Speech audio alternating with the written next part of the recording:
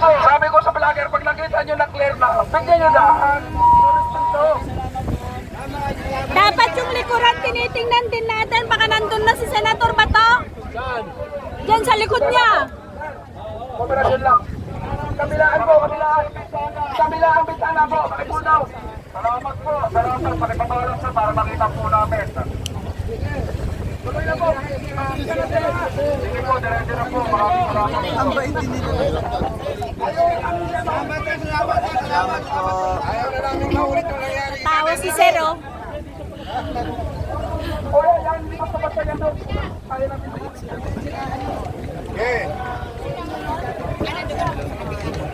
Nandiyan na ba sa loob yung helicopter nila? Wala pa. Ko lang, sinasabi ko lang sila unfair. Bakit po sila unfair, sir? Pinapaniwala nila ang taong bayan. Pinabibrero sila na si Duterte lang ang nagmagnanakaw. Si Duterte lang ang, lahat ng sinira lang kredibilidad ng mga Duterte, lahat sila.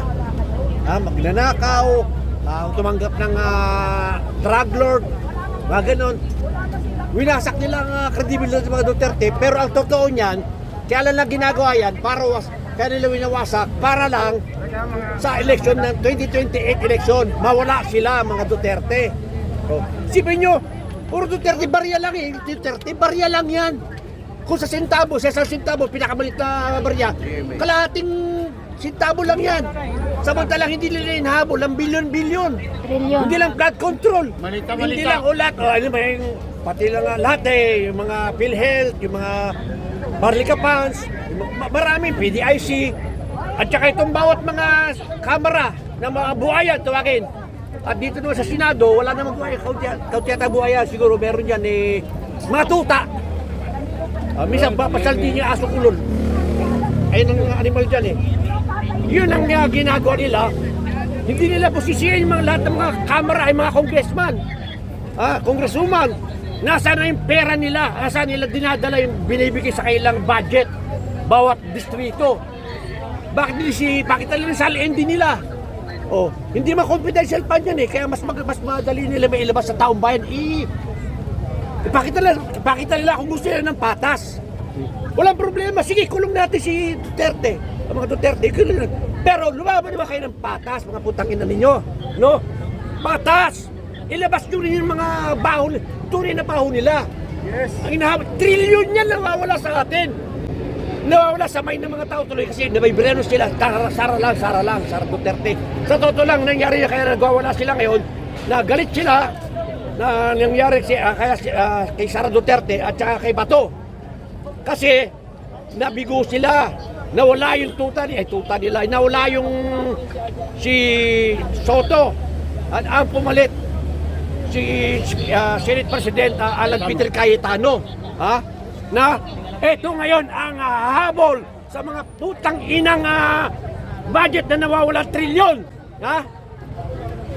Ayan ang magbubukas, hindi Sara Duterte lang. O sige, sa impeachment, sige, kung merong ano dyan, yung batas, sipatas natin. Pero, dapat, mabuksan na ulit yung tinatawag na mga 18 brave soldiers. Buksan nila yan, ayun na nga, sila nga nagsasabi.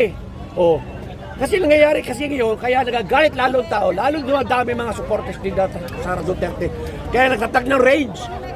Dami, lahat ng mga neutral people, pumaparig na rito. Sa ginagawa nila, pinapakita, binibrenos lang nila, ang inhabol nila, barya. Sila, kaya ayan ang nangyayari. Galit sila dahil alam nila, di nila kay impeach. Dito, nahihirapan sila.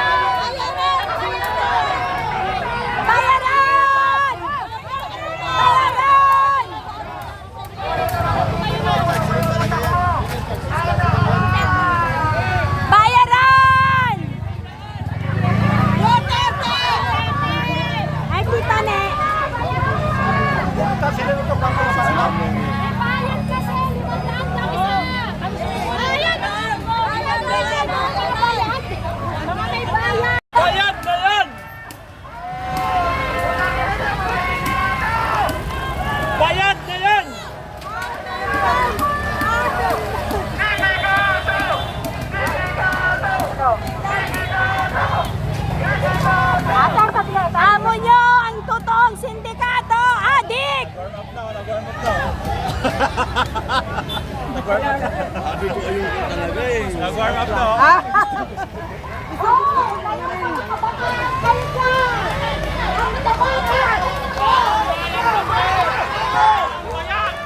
Tayo.